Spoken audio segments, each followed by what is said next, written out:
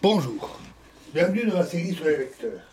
Donc, nous continuons avec la relativité restreinte et un événement qui est relatif à, par exemple, une particule matérielle ou un point d'un système matériel plus vaste est défini par trois coordonnées spatiales de cette particule ou de ce point et par le temps où cet événement a lieu. Un phénomène plus étendu ou un objet est donc constitué d'une infinité d'événements. Un ensemble de quatre coordonnées x, y, z, t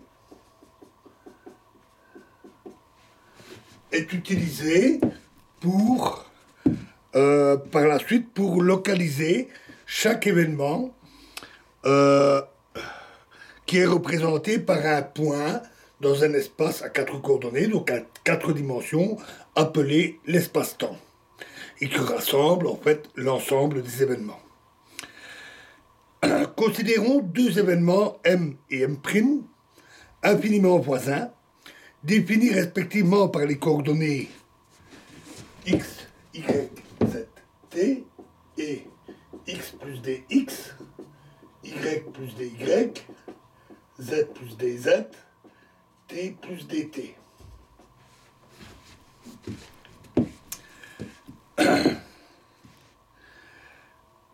Durant le temps dt, la lumière parcourt la distance c dt, où c est le symbole habituel pour représenter la vitesse de la lumière dans le vide.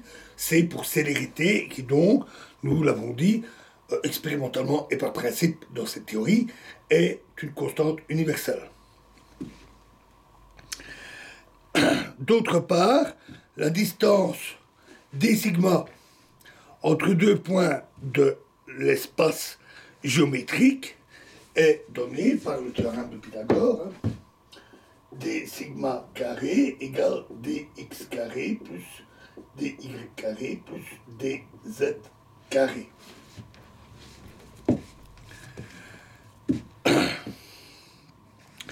Par définition, on appelle intervalle ou intervalle relativiste entre les deux événements l'élément linéaire ds carré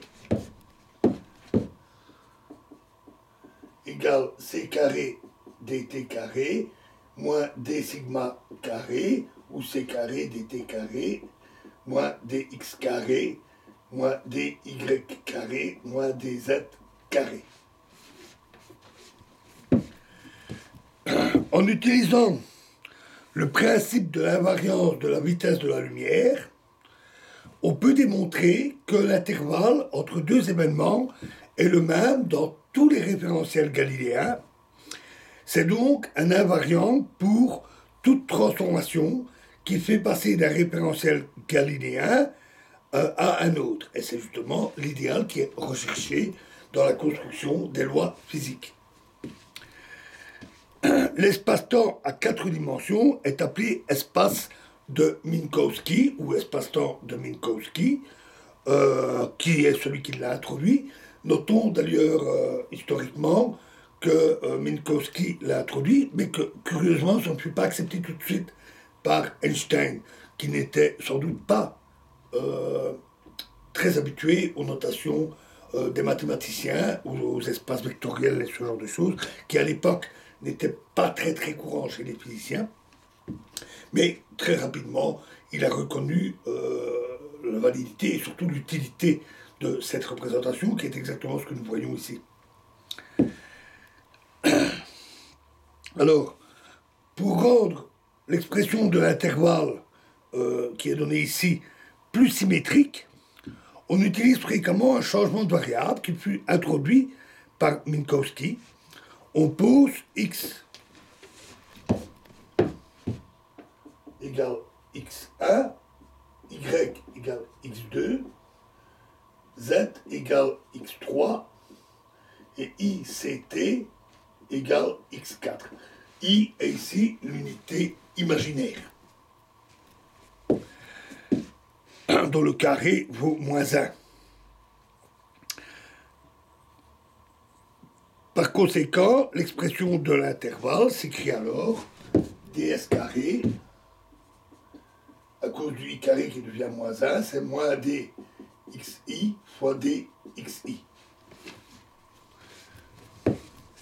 L'intervalle étant un invariant il joue le rôle d'une distance dans l'espace-temps, et la métrique définie par cette relation nous donne un espace pré-euclidien.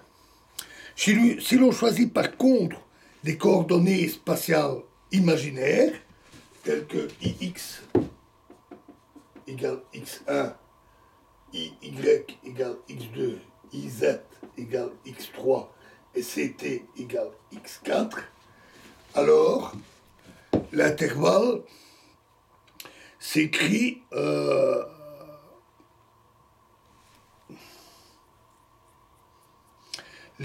l'intervalle s'écrit ds carré égale dxi dxi et représente la distance élémentaire d'un espace euclidien quadridimensionnel rapporté à des axes rectilignes orthonormés, ce qui permet de faire très facilement le lien avec tout ce que nous avons vu avec les espaces euclidiens. Notons toutefois que l'espace de Minkowski n'est pas euclidien, parce que nous avons fait un changement de variable avec des variables complexes, des nombres imaginaires, et donc on change la signification des variables, mais on voit qu'il y a un isomorphisme entre les deux espaces, ce qui simplifie nettement, ou du moins un lien immédiat entre les deux espaces, ce qui peut en simplifier l'étude. Voilà, alors dans la prochaine vidéo, nous parlerons du temps propre et des transformations de Lorentz. Je vous remercie.